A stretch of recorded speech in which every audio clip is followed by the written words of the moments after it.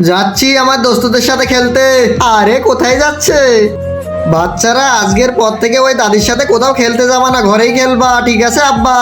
আচ্ছা থাকো তোমরা, আমি মাঠে যাচ্ছি। চলো খেলা করি। না না দাদি, আপনার সাথে আমরা খেলবো না, আমার আব্বা মানা করেছে। তুমি বাবার কথা বলছো? আমাদের 5 বছরের বন্ধুত্ব শেষ। দাদি আমরা যেতে পারবো না।